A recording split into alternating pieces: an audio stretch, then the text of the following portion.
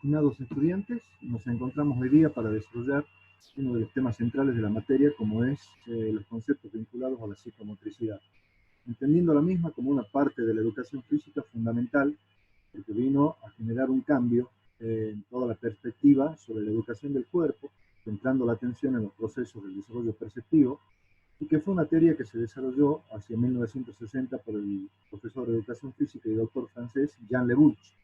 Vamos a tomar algunas de las consideraciones más importantes, voy a compartir la pantalla con ustedes y vamos a hacer algunas consideraciones al respecto. Cuando nosotros hablábamos sobre aprendizaje de habilidades, pensábamos fundamentalmente de que las habilidades es el producto final de un previo desarrollo perceptivo. Entonces, cuando hablamos de psicomotricidad, hablamos de disposiciones psicomotrices, en el sentido de que hay un cuerpo que es percibido en un primer momento, que es sentido, que es proyectado y que finalmente es un cuerpo vivido. Esa estructuración que se da en varios campos, que tiene que ver con la imagen del propio cuerpo, con la representación de los espacios, con la representación de los tiempos y de los objetos, es lo que conforman los esquemas que nos ayudan a vincularnos en nuestra vida cotidiana.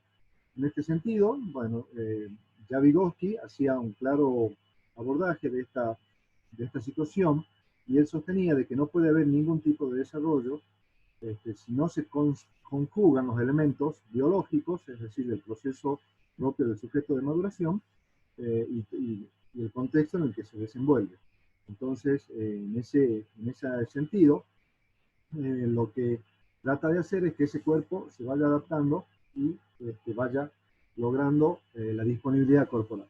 Entendemos el término psicomotriz como algo que integra interacciones cognitivas, es decir, tiene que haber conciencia sobre los procesos que se trabajan, emocionales, porque está el cuerpo puesto, y en el sentido de lo emocional también es muy importante considerar en este momento que todo lo que tenga que ver con actitudes y trabajo que sea placentero, genera emociones positivas y los aprendizajes son facilitados.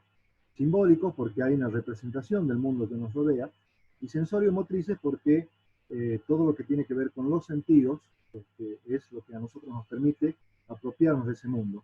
Y de esta manera, digamos, poder convivir en un mundo, integrarnos a ese mundo, ser parte de ese mundo, en un contexto psicosocial, es decir, donde nuestra actitud, desde el punto de vista psicológico, con el mundo, que sería lo social, se integra.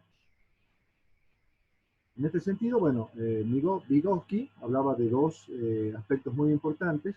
Él hablaba de que hay una zona de desarrollo real y que hay una zona de desarrollo potencial. Pero también tomando un poco de la teoría de Piaget, nosotros decimos que esa zona de desarrollo potencial no se alcanza antes de haber atravesado la zona de desarrollo próximo, es decir, la que está cercana. Y en este proceso se da lo que nosotros hablábamos sobre, primero la asimilación y luego la acomodación de esos esquemas que nosotros ya teníamos. ¿De cuáles esquemas? De los esquemas psicomotrices, que tiene que ver con estas estructuras del tiempo, del espacio, del cuerpo y de los objetos. Cuando nosotros hablamos de esquema corporal, vamos a tratar de interpretar la representación del cuerpo en el sentido de que el cuerpo puede ser percibido desde tres concepciones fundamentales. Primero, de la posibilidad de representar lo que ya nos ha pasado o de lo que nos podría pasar. En segundo lugar, de tener la posibilidad de proyectarnos nuestro cuerpo en una situación de acción. Y en tercer lugar, por la disposición que nosotros podamos tener desde una actitud personal con relación a una situación a la que nos podríamos enfrentar. Entonces hablamos de un cuerpo que percibimos inmediatamente desde la propia acción, un cuerpo que se puede proyectar emocionalmente en el acto seguido, y un cuerpo que puede generar un proyecto porque hay un conocimiento del mismo y de las posibilidades que ese cuerpo tiene hacia el futuro. Cuando hablamos también de este concepto de imagen, ¿no? Schlinger, cerca de todo el desarrollo de la teoría del motor, se da a partir de 1972, pero hay un fuerte desarrollo a partir de 1980. Entonces vamos a encontrar muchos autores en esta etapa que hacen muchos aportes a través de la investigación. Y Schilder sostiene de que el cuerpo nosotros lo vamos a ver desde una representación postural, es decir, lo que está inmediatamente con nosotros, que tiene que ver con las sensaciones que tenemos de posición y de estiramiento, movimientos de contracción y de contracción, de relajamiento, de tono muscular. En un segundo lugar, una imagen refleja, es decir, aquella imagen en donde nosotros podemos anticiparnos a una siguiente acción, y la imagen vinculada que tiene que ver justamente con cómo nuestra emocionalidad se vincula a todo el desarrollo social del contexto, es decir, el proyecto, lo que veníamos diciendo recientemente. Bueno, en toda esta representación de la configuración del esquema del cuerpo, ¿no? Tenemos tres etapas muy bien marcadas que después eso se van transformando y se van afianzando. Pero en una primera etapa, que es el cuerpo vivido, es decir, una etapa que es sensoria motriz, ¿no? Que nos apropiamos del mundo a través de la experiencia de ese cuerpo que comienza a moverse en diferentes grados. Ya hemos visto el tema de su evolución a través de las habilidades motoras de base, y que comienza a vivir y apropiarse de las características de ese mundo. Más o menos cerca de los 2 años ya hay un cuerpo percibido en donde ya hay otro tipo de motricidad, por lo tanto hay una representación de ese cuerpo que se mueve, y ese movimiento tiene que ver con información que llega a nivel sensitivo, a nivel del propio cuerpo y a nivel visceral también. Y finalmente, a partir de los 7 años, como habíamos visto en clases anteriores, ya comienza a aparecer el cuerpo concreto, ¿no? y operativo, y que comienza a tener la idea de la representación de la idea motriz, de la representación del cuerpo en situaciones de movimiento. Entonces, decíamos que dentro de esta etapa del cuerpo tenemos el cuerpo percibido desde una acción preoperatoria, y después un cuerpo que cuando supera esa etapa es un cuerpo con el cual ya se puede operar, y esa noción de cuerpo tiene que ver con la relación adentro de los espacios, y en la configuración del espacio nosotros vamos a encontrar que tenemos un espacio que es descentrado, primero centrado, está centrado en el sujeto, y a partir de la percepción del propio cuerpo nosotros representamos el propio mundo, y luego un cuerpo descentrado, es decir, que pone el objeto y la ubicación de los objetos en su contexto, es decir, puede salirse de esa interiorización, y hablamos de una representación en el espacio euclidiana, porque tiene que ver con las nociones de profundidad de las 3 dimensiones. Entonces ya no lo ve en 2 planos, sino que ve al cuerpo y a los objetos en un mundo que tiene 3 dimensiones, ¿no? O sea, alto, lo profundo y lo ancho.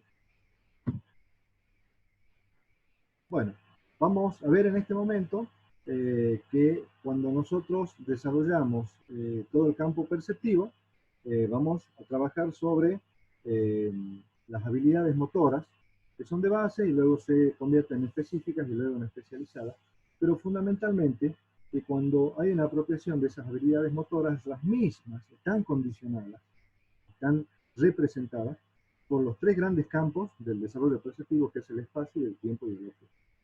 Entonces, cuando nosotros pensamos que la educación física tiene grandes componentes de enseñar, esos grandes componentes tienen que ver, por un lado, por las capacidades motoras.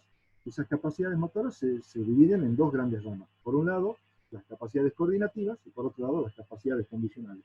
Complementarias y necesarias, esto se lo hace solamente a los efectos de poder clasificar, pero necesarias en todo movimiento. Y un tercer campo que tiene que ver con el desarrollo perceptivo. Entonces, cuando nosotros tomamos esos 3 grandes campos, es decir, las coordinaciones vinculadas con habilidades motoras, el desarrollo perceptivo y las capacidades condicionales, estamos pensando que son los 3 grandes ejes sobre los que se sostiene la educación física, pero evidentemente en algún momento tiene que haber prioridad de uno por sobre el otro. Como habíamos dicho recién, cuando nosotros generamos el desarrollo de habilidades motoras específicas, lo que hacemos en realidad es perfeccionar las acciones de nuestro cuerpo, es decir, hay un dominio claro de nuestro cuerpo, de algún segmento de nuestro cuerpo, y la proyección de ese cuerpo en un tiempo, en un espacio y con un determinado objeto. La fineza de la articulación de todos esos conceptos lo que genera es la destreza a partir de una habilidad motora. Entonces, si uno tiene que hablar de jerarquías de los saberes de la educación física, tenemos que concentrarnos en la idea de que el desarrollo perceptivo siempre va a ser jerárquicamente o va a estar en el primer nivel de la jerarquía de los contenidos. Inclusive cuando las habilidades son especializadas, el desarrollo perceptivo marca un hito. Es lo que nosotros vamos a trabajar para que se potencie esa habilidad motora específica. Y luego se la puede combinar con alguna capacidad condicional que es a lo que a nosotros nos interesa. Terminamos de desarrollar esta diapositiva diciendo, acá hay una etapa evolutiva desde los 0 años hasta más de los 12 años. Ya habíamos visto en clases anteriores que las habilidades motoras se producen, digamos, en procesos que va de los 0 a los 2 años, pero las habilidades motoras tienen esta característica.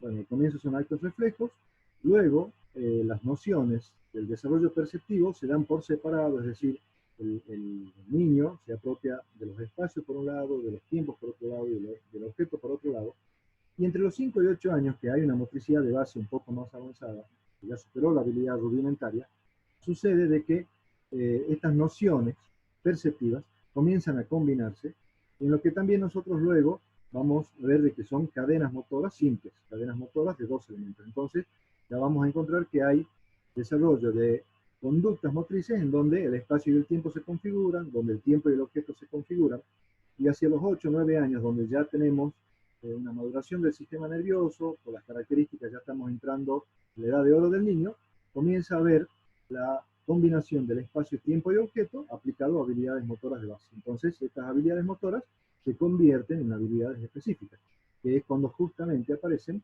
el desarrollo o la iniciación a los deportes.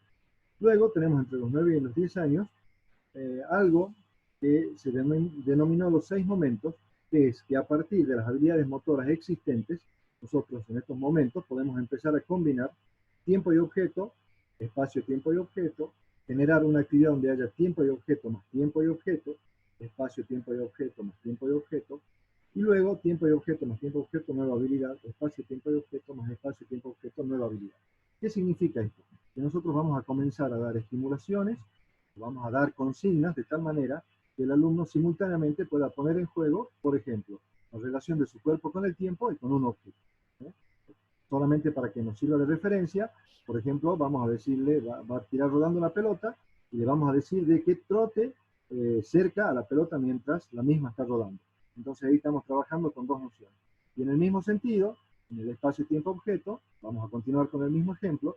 El sujeto tira la pelota, le vamos a decir de que trote al lado de la pelota, pero eso que hay una vinculación del tiempo, o sea, el objeto es la pelota, el tiempo es la cadencia que lleva acompañando a la pelota, o sea, lleva el tiempo de rotación de la pelota, y el espacio sería la consigna cuando nosotros le decimos tenés que parar la pelota antes de la línea final de cancha. Entonces ahí jugamos con los 3 elementos para que nos sirva de ejemplo. Bueno, llegamos hasta acá, en esta primera parte, ya continuamos enseguida.